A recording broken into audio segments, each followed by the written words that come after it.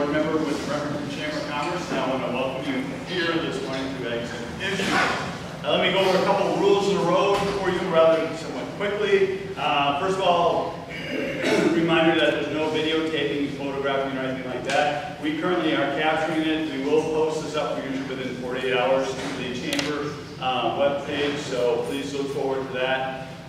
Second thing is also for many of you who may have joined us this morning, may have one of these things in your pocket, purse, or vest, and please ask you to put it on silent or vibrate.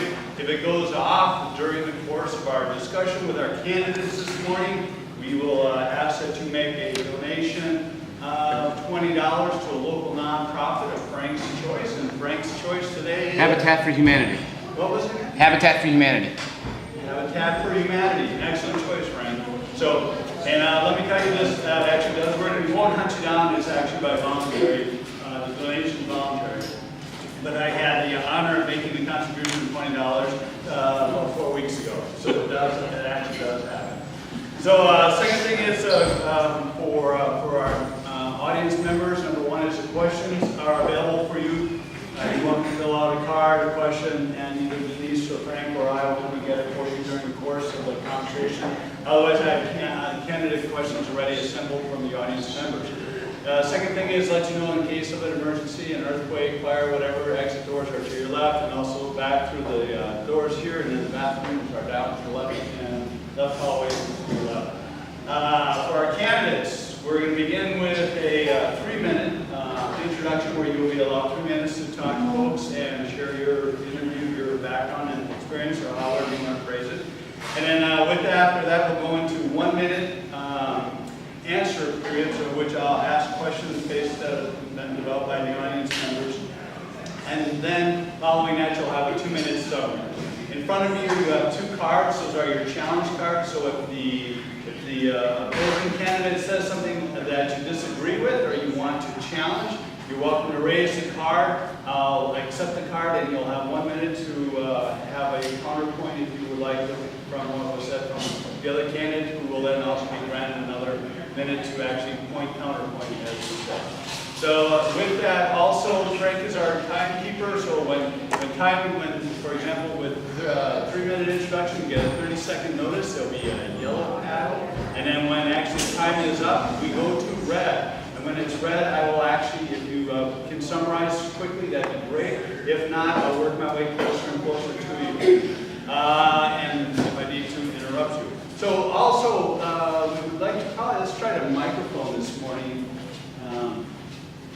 And I believe that if this is on, can you all hear me better? Yep. All right. All right. Good morning. Make sure you enjoy your breakfasts this morning as well. So with that, let's see, Frank, did I miss anything? I think you got it, sir. Okay, I do want to remind you that next week is our last Exit Issues, and I want to remind you that it's also concerning the carbon tax fee/tax, whatever that might be. So we have the opponent and proponents of that issue for next week, Tuesday, so I hope you can join us or bring your friends and family as well. So with that, we'll begin. And Nate, I'd like for you to start. You may have a 3-minute introduction, please. Well, first of all, thanks for coming. I'm actually from the education world. One of my students is actually in the room right now, which is kind of cool. I got interested in the PUD when we started our shellfish business on Irwin's Point.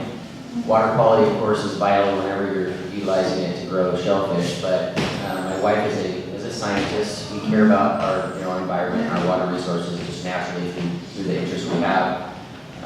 But also because of the broadband piece, we have students literally to this day that still do not have access to the internet at home. They will access data plans through their internet or their cell phone provider, but there are parents that literally won't pay for a home service, but instead their own data plan on their phone. So with the new opportunity with broadband that's being provided by KPD, I think that's a huge step in the right direction to get access to not just students, but to folks that are now having to access their retirement system and their health care system through the internet and on their computer. It's just a passion that I have. I believe everyone should have access to information. public library system is there, obviously, and a powerful tool, but also if you can just be at home and utilize these resources, you can make great strides personally, educationally, and otherwise. So that's really the reason that I was interested in running. I'm happy to be here. I really appreciate the forum today. I actually expected it to be a little different, but this is great. I thought there'd be more candidates here, but we're being focused on, which is kind of cool. I thought I was in hostile territory when I came in and saw all these signs of Heather's, so I brought a couple in, but she was more prepared that way than I guess I was. But anyway, Heather and I are running a nice campaign. I appreciate running against somebody with class who's got also a passion for the position, and I'm excited for the opportunity. I do believe that I come with great experience. I have had the experience of oversight of a $20 million budget in the fire district.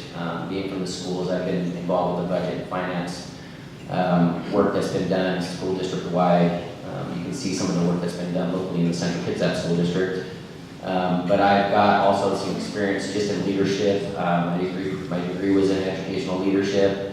I've been in leadership positions throughout the area. Kind of quietly, I haven't asked for a lot of attention. I try to get involved and use my experience and my passion for people, the best of my ability without really asking for a lot of attention. So I do have a brochure I brought. It's around if you'd like to check it out. There's some more information on there. I'm always available if you want to get a hold of me via phone or cell phone. If you'd like to do that, or even talk to me after today's session, I'm willing to stay around as long as you need me to be here. So I appreciate all the time, and thank you very much for my opening statement. Thank you. And Heather, 3 minutes, please. Good morning. My name is Heather Colley. I'll just give you a little bit of background about myself. I've lived in Kitsap County for the past 17 years. I raised my 2 boys here. They're 6 and 10 years old. They keep me very busy. I have a background in mental health and education as well. I received my bachelor's degree in psychology from the University of Illinois, and I've been working in the past 4 years as a guest teacher for both the Bremerton and Central Kitsap school districts. I love working with children. I've been very active in our community. I volunteer with several different organizations, including the Bremerton Backpack Brigade, Kitsap Harvest, Bremerton Montessori Parents Association. And there are a couple of issues with KPD that I'm very excited about and interested in working on. Primarily water preservation. So preserving our water resources, I feel is the most important thing for KPD does. So I want to continue to work with that and see where we can improve that. Also the community broadband. My goal is to make sure that it's delivered to our unserved and underserved populations first, and get it out to our students who vitally need it to be competitive for their education. Finally, I would like to work on education and community outreach. I think that's vital as well. You know, KPD has lots of great information. We need to get it out to the community and let everyone know how they can conserve water, the importance of, doing that, and the best practices for that. So, I really appreciate the opportunity to be here today to answer some questions. Thank you. All right. Thank you, Heather. So with that, your wish will be granted. You wanted to answer some questions from the audience members, and actually, Heather, we're going to have you start off. First question, I got some really nice ones that came in a little late, and they're perfect to open this with.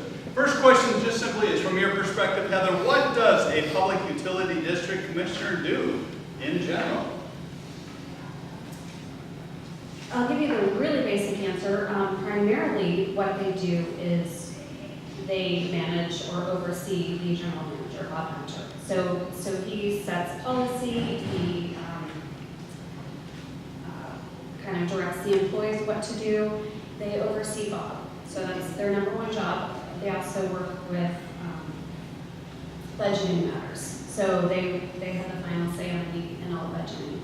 I also feel that they are really influential in kind of setting the tone for the KPUD, the direction it's going, providing leadership for the KPUD. So those are the primary things that the commissioner is doing. Also, they work with other, they work with the county, they work with mayors in the different communities to get things accomplished. Thank you. Nate, same question. In your perspective, what does a public utility district commissioner do in general?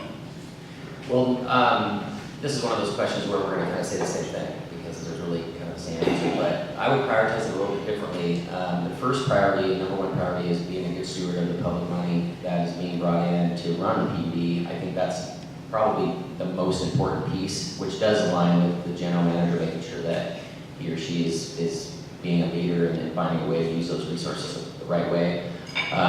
In addition to that, you do need to build relationships throughout the community. Being in a position somewhat of this, it is important to listen to your community members. If, there are literally people that will pick up the phone and they will call you, they will email you, they will stop you on the street. There are a lot of people in Kitsap County that care a lot about what goes on.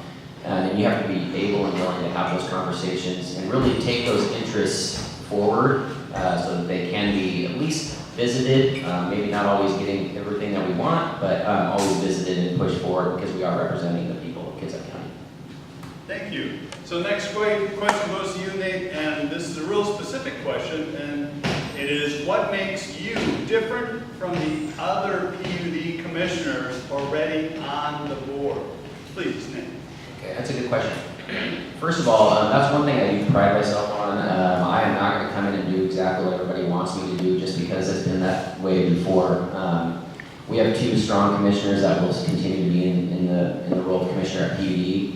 But we need somebody who's got a little bit different way of thinking. The PUD now has a kind of a superpower it doesn't really understand yet, and that is the broadband piece. And I kind of compare it to the character on The Incredibles, the little Jack who didn't quite know his power, early on, and then he had to kind of figure it out, and before you know it, Jack has all the powers that can be.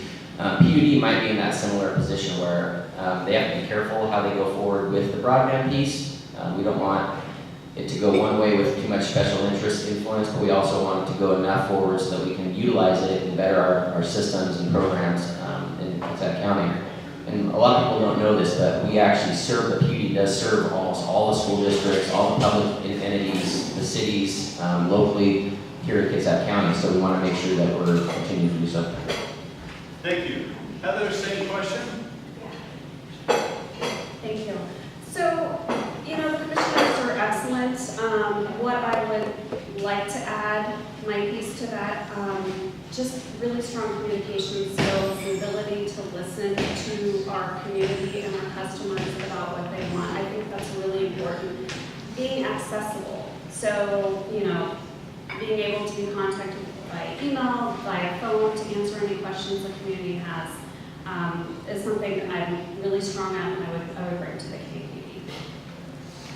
Thank you, Heather. So, staying with you, Heather, the next question is simply why? Why do you want to become a Kitsap Public Utilities District Commissioner? What's your motivation? I am really excited about the work they're doing with broadband. I think most people are. It's something our community definitely needs.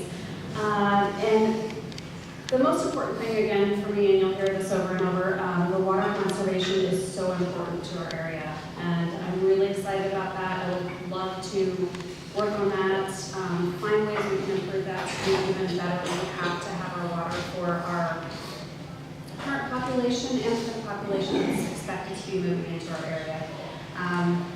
So those are things I'm very passionate about, water conservation and making this area better. Thank you. Nate, same question. Yeah, it's a good question. I come from a farming town. I moved here after I got done with college and I've been here ever since, and I'm raising a family here and plan to be here until I'm no longer on earth. But being in an agricultural community, the PUD served a huge role where I grew up. Water resources are vital, and they're not something that just one person or one group should have or own. It needs to be available to everybody. I also have a passion for the community development that's going on here in Kitsap County. I think there are some amazing things ahead. I'm a proponent of smart growth, not just let's just go ahead and go crazy. We need to be careful about how we do develop Kitsap County. There are people here that really value the rural sense and community that we have, and there are others that are kind of anxious to get it rocking and rolling. There needs to be kind of a compromise as we go forward and do that. I think there's no question that we're going to develop and we're going to grow here. But again, my passion is to be part of a system that does so carefully. Resource management is vital. We do that really well right now. We need to continue to do so. Thank you. So Nate, now you get the next question. So this is more specific to you, and the question is, what are the qualifications and skills that you will bring to the Kitsap PUD Commissioner's Office? Thank you. Well, again, I've had the fortune to be able to be in charge of large budgets in the past. In the fire district alone, it's about a $20 million budget. That's a huge responsibility, and really the number one responsibility of a commissioner. There's no question about that. That's an experience that I think is something that you should not look at lightly. I'm also not afraid to challenge the status quo. I'm not afraid to question things that have been in place for a long time and push forward. I'm also not afraid to take on a challenge that might take 10 years, maybe 5, or longer.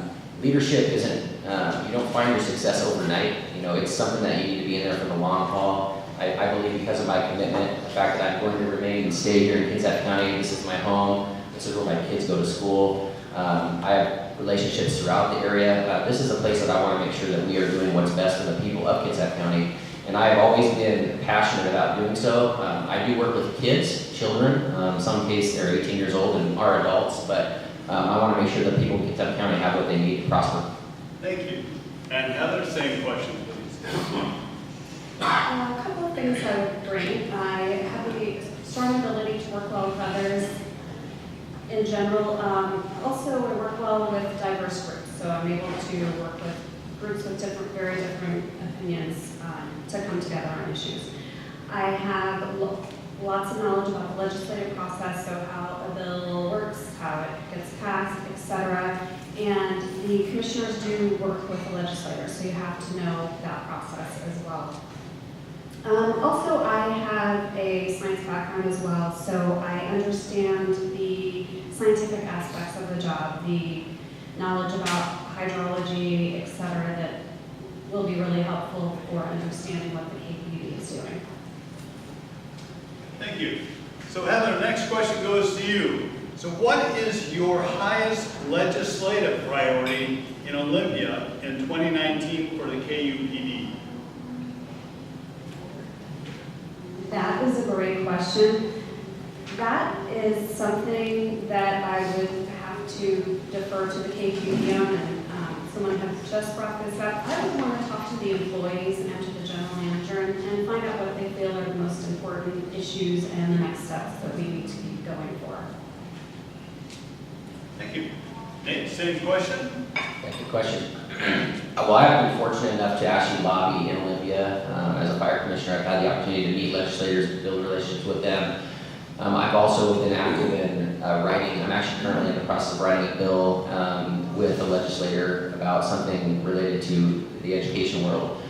But in the big picture, really legislation, the main issue I would say right now is regarding the Hearst decision and the Foster decision.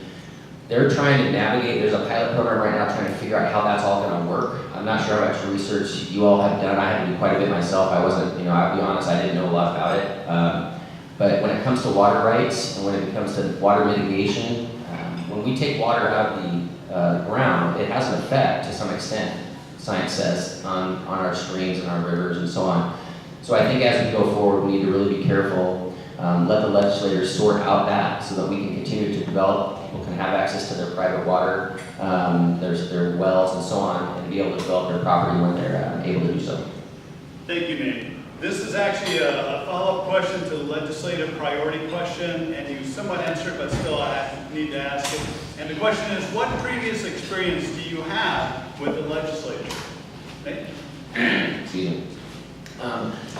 I've actually been in the position where I've worked, like I said, directly with legislators. I have to be in that role as a fire commissioner in our community. When we go to Olympia, we spend time, we have lunch with legislators, we spend time with their staff. We go forward with our priorities, whatever those priorities may be. We as a board will need to come up with what our priorities are in KPUD, but really, like Heather said, it's going to be driven by the industry, by the staff, by the leadership, what they feel is needed most by them to do their work. The work they're doing is vital.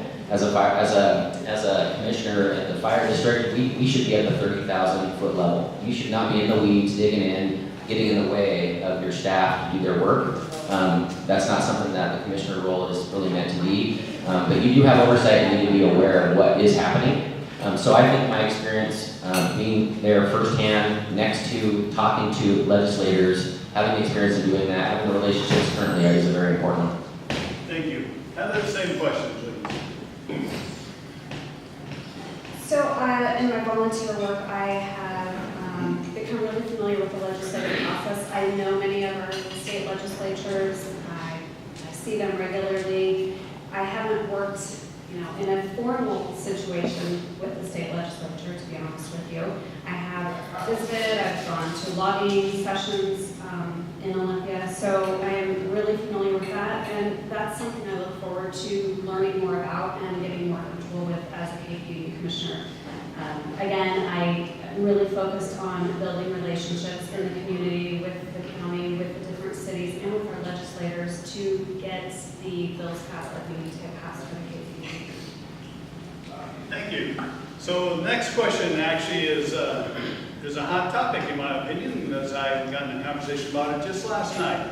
So the question to you, Heather, is should the KUPD be a full retail provider of high-speed internet to all of Kitsap County, competing directly with other providers? Could you please explain your answer? I believe they should be a full retail provider. There's a couple of reasons why. I believe that in doing so, they are going to prompt the other ISPs to do a better job, to provide a better service, first of all. To give our community what it needs. There are so many areas where there is either very poor service or no service at all, and the people, the residents of those areas need to have the high-speed internet. The other thing, by providing the retail authority, I believe that the KPD will actually draw down the prices. So it may take a while, but eventually the other ISPs are going to be forced to compete with a better service, and they will eventually bring down their prices as well. So. Thank you. Nate, same question. Well, I think it's important, and I've had a lot of conversations with folks in the last couple of months, and free internet is not right around the corner, folks. Let's just be honest. That is a myth. We need to get that out of our brain right now. We have infrastructure in place to try to get connection for all of our citizens, but that does not come free. This is a system that needs to be a team effort. If you are close enough to get access, you will have to pay part of that bill, maybe with your neighbors. As far as whether we should have retail authority, currently we do, in a sense. If an internet service provider will not provide to you where you live, the PUD, you can petition the PUD and they will help you get access to the internet. It's an open access system. As Heather said, it will create competition. Currently, our ISPs have to compete with each other in certain areas. Is there competition enough? I don't think so. I think good competition will bring down prices. But generally speaking, it's certainly going to be exciting to watch how it all plays out as we go forward. Thank you. So the next two questions are related. Starting with you, Nate, the first question is, should population growth go where there are water supplies, or should water be transferred from areas of low growth but abundant water supplies? Explain your answer. That's a long question. Yes, it is. Would you like me to repeat it? No, we're fortunate right now in Kitsap County that we have a system to bring water to where there isn't water now, from the south end to the north end. And clearly, if we have that in place, we don't need to grow specifically in that manner if we can handle that. We need to have water wherever we're at. And another myth I think a lot of people don't realize is that we have tons of water. And we have a lot of water. How we manage that water is the key. As you grow and you throw down asphalt, that water is more likely to go down the drain and out right into your salt water. That is needed to be mitigated. When people are building and developing, we're seeing rain gardens, you're seeing retention ponds, you're seeing vegetation being planted around buildings to try to keep that water local, keep it in the system. not just flushed out. But as far as growth goes, the PUD, to be quite frank, is not in the business of developing Kitsap County. It's in the position to manage your water resources, so they will do so in the best of their ability to help with growth. Thank you. Heather, same question, please. Can you repeat the question?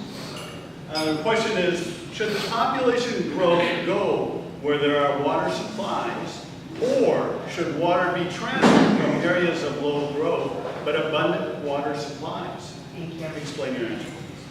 And kind of along the same lines as Nate had said, so I believe that we have a system in place already, the KPUD does, where we are delivering water to our higher population areas. So for example, in the Seaback area, they get abundant water 8 inches a year. Hansville area is getting only about 30. So they already have a process in place to get the water to our larger population areas.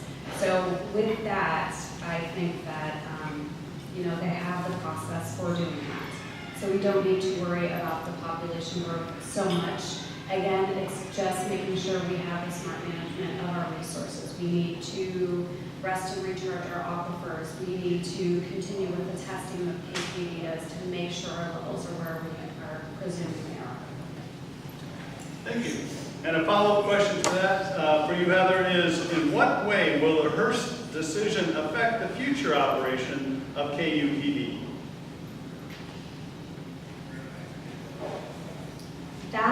And again, I don't know as much. I haven't dived in as deep into Hearst as I should, but I think that we'll just have to wait and see how that all plays out. For sure.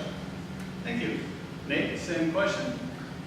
Well, if you're not familiar with the Hearst decision, it's actually something that came out of Whatcom County. That's actually where I ironically grew up.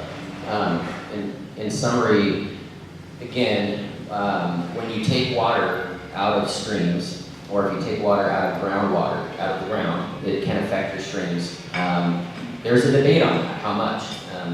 It quite honestly is not something that I think anybody can officially agree on. That's why the Hearst decision went down in the first place. There's been a fix on that. People are able to get permitted and are able to utilize their wells, whereas for a time period they were not. They were actually not allowed to do so. We have to be conscious of our environment. We clearly want to learn how much mitigation needs to occur when you are pulling water. We don't want to affect our native species of salmon and so forth, even our livestock that rely on, in some places, the stream flows. We want to make sure that we understand what the science is doing, what is happening in our earth, what is the geology that's going on, and I think as we learn more, we'll be able to figure it out better. Thank you, Nate. Next question is, as a commissioner, if you were so duly elected, what do you see as the #1 ask or need for both the 2019 and the 2020 budget cycles? And why is this your #1 choice? Is it the KPUD budget or from the state? Because it's actually your choice how you want to interpret that question. Thank you. well, our funding does not come from the state, so even though there are some grants and there's some things in place, as far as a budget priority, I do know that I am not making decisions for the PUD. They just decided to invest, I think, upwards of $2 million up in the Hansville area, maybe a total of $10 million more in the middle mile infrastructure, which is essentially your broadband infrastructure. Most of that is aerial, some of it's in the ground, but they have made an investment. The budget, I think, is going to be approved with those numbers here soon. It's not official, but I want to say, we're talking about, that's a gigantic investment for the PUD budget, just in broadband alone. That's a decision made by the current commissioners, not Heather or I, but I would certainly support that investment. I think we need to make sure we're getting that middle mile extended where it needs to be. That middle mile is kind of a term, which means your infrastructure that's available to those that are, neighborhood away, who can now access that infrastructure. Thank you. Heather, same question. Would you like me to repeat it? No. Very good. So I would also like to put the focus on infrastructure as well. One thing I would love to see the KPD work on is to build more wastewater treatment plants like the one we have in Fort Campbell. I know there are a couple of communities that are interested in that. It's super high tech. We're creating water that's not pumped back out to the sound, which is really important. So I would love to see some more areas that some MBR plants so we can treat our water. Great, thank you. So this is a follow-up question regarding budgets for you, Heather. Question is the 2018 budget adopted on the 28th of November 2017 and shown on the KUPD website shows a potential deficit of $1,500,000. Is this an accurate indication of the 2018 KUPD budget? Heather? I believe that is accurate, showing the deficit from everything I understand from attending the meetings. Certainly we need to work on reducing that deficit, and I think there are a couple of ways to do that. We can look at our practices and see where we can cut costs. Cut costs in certain areas that we're putting money into. I also believe if we have more water facilities we can bring in and manage, we could also increase some income there to bring our deficit, or to reduce the deficit as well. Thank you. Nate, same question. Yeah, I'm not familiar with there being a deficit, quite frankly, but my understanding is they're operating with a balanced budget. They have quite a large contingency, which they're using, I believe, going forward in this new budget they're going to adopt to help, again, invest in that infrastructure. So I'm curious if the deficit is in regard to loans to themselves or actual deficit. So I don't know if there's somebody in the room that wrote that question. I'd like to shed some light on that. If you go to the KPUD website and you look under commissioners, you look under budget, you get one sheet, and that's basically what it tells you. It gives you some numbers, and it says it's coming out of reserves. It drops the reserves by $1.5 million. And that's why I asked. So the contingency right now is a large, gigantic reserve savings account. And different municipalities hold their money in different ways. And the citizens, like yourself, probably don't want to see a bunch of money in the savings account when it's coming out of your pocket to be spent or to be invested. So as far as a true deficit,